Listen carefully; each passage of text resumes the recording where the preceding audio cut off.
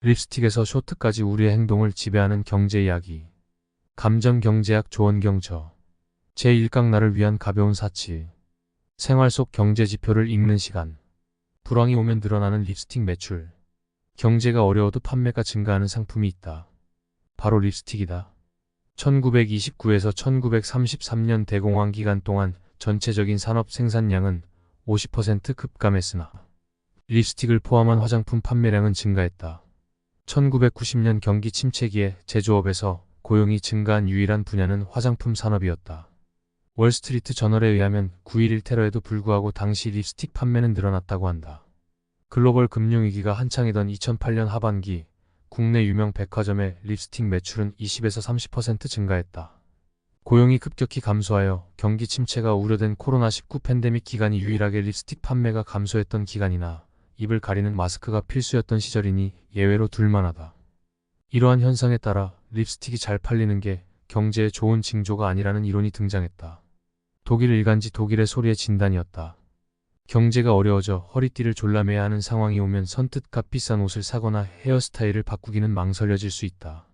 이때 큰 부담이 되지 않는 선에서 눈에 띄는 변화를 주기 좋은 제품 하나를 선택하라고 한다면 3에서 4만 원 정도의 명품 립스틱은 꽤 괜찮은 대안이 된다. 불황이 오면 고가의 보석이나 명품 가방 같은 사치는 엄두를 내기 어려워지더라도 자신의 가치를 돋보이게 하는 가벼운 사치는 할 수 있지 않을까? 얇아진 주머니 사정 앞에서 적은 비용으로 큰 심리적 만족을 주는 립스틱은 그래서 불황에 강하다. 인플레이션으로 립스틱 가격까지 상승한다면 슬프겠지만 다행히 립스틱은 생산 비용에 비해 이익이 높은 구조이다. 건강 제품과 미용 제품은 다른 소비재에 비해 포장비나 운송비를 제외하고는 에너지 가격 변동에 크게 영향을 받지 않는다. 미국 화장품 회사 에스티 로더의 상속자인 레너드 로더는 불황과 립스틱 판매 현상을 유심히 관찰했다. 그녀는 2001년 이 현상을 지수화해 립스틱 지수를 발표했다. 이후 립스틱 지수는 약세장이나 불황을 예측하는 금융지표가 되었다. 립스틱 판매량이 경기를 판단하는 데 기여하는 것이다. 하지만 립스틱 판매와 경제 상황에 대한 상관관계가 항상 명확한 것은 아니라는 반론도 있다. 화장품 판매는 때로 경제적 번영기에 호황을 누리고 침체기에 하락하기도 했기 때문이다. 다만 불황에도 강한 립스틱 판매의 호조는 자존감의 발로와 얇아진 지갑의 타협 현상이라고 받아들일 수 있겠다. 립스틱에 비유되는 남성 제품은 없을까? 불황이 되면 남성들은 정장을 사는 대신 넥타이를 사서 바꿔 맨다고 한다. 불황의 넥타이 판매가 늘어나는 이유이다. 이처럼 불황의 넥타이 판매가 늘어나는 현상을 넥타이 효과라고 부른다. 이렇듯 남녀 모두 작은 사치를 하는 여유를 즐김으로써 기분 전환을 하며 불만을 해소하는 것은 스트레스 해소에 도움이 된다. 적은 돈으로 멋진 카페에서 좋아하는 커피를 한 잔 마시거나 가끔씩 좋아하는 가수의 콘서트에 가는 건 허세가 아니고 이 험난한 자본주의에서 살아남기 위한 몸부림이자 위안이다. 속옷과 치마 길이의 패션 경제학. 미국 연방준비제도 페더럴 리저브 시스템 줄여서 연준이사회 의장이었던 앨런 그린스펀은 경기 동향을 파악하기 위해 사회 전반을 면밀히 관찰했다. 그는 본인 휘하의 연구원들이 분석하여 보고하는 1만 4천여 가지 통계를 꼼꼼히 챙겼고 직접 세탁소를 기웃거리거나 택시 승객 수를 세어보기도 했다.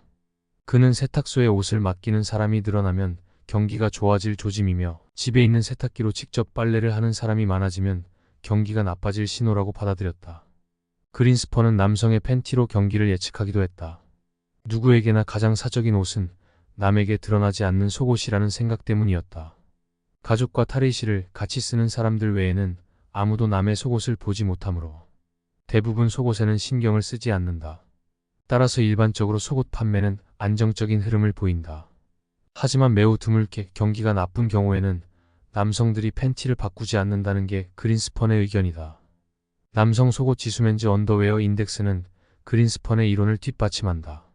미국의 남성 속옷 판매는 경기 침체 기간이었던 2007년에서 2009년 사이에 크게 떨어졌지만 경제가 회복되면서 2010년에는 다시 활기를 띠었다.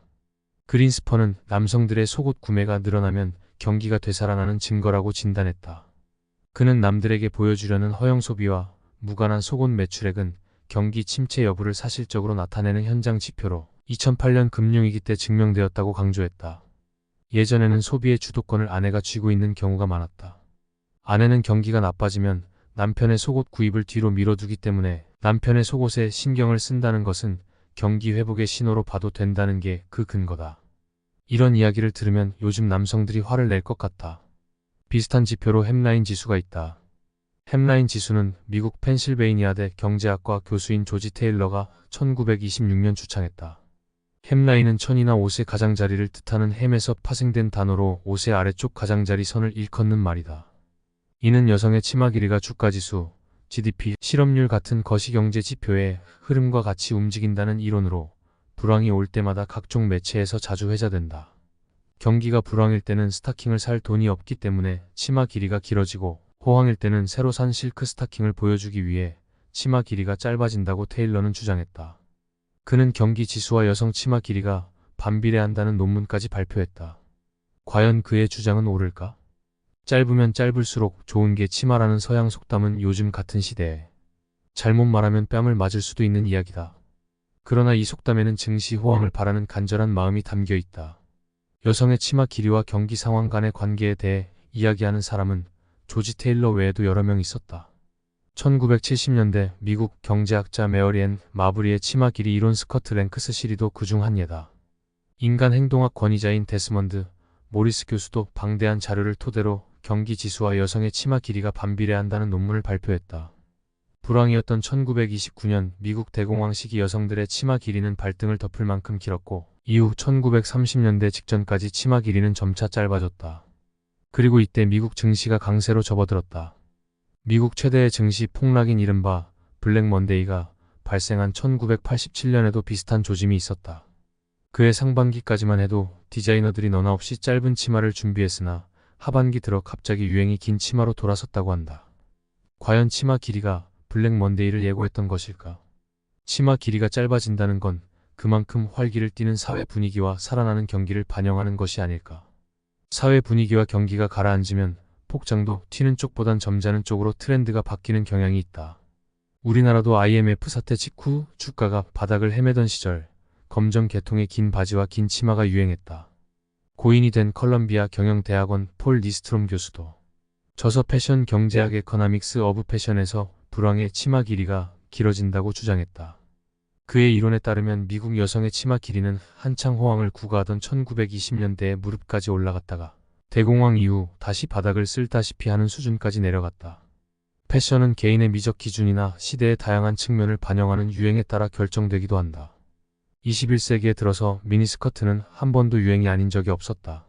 그러니 경기와는 관련이 없어 보이기도 한다. 선호에 따라 호황과 불황에 관계없이 누구나 언제든지 미니스커트를 입을 자유가 있다. 경기가 위축되고 소비가 줄면 옷 색깔이 칙칙해진다고 하지만 패션 업계는 오히려 반대로 디자인과 색을 화려하고 밝게 만들어 사람들의 마음을 사려는 시도를 하기도 한다. 화려한 옷으로 어두운 사람들의 마음이 조금이라도 밝아질 수 있다면 긍정적인 효과를 일으킬 수 있다.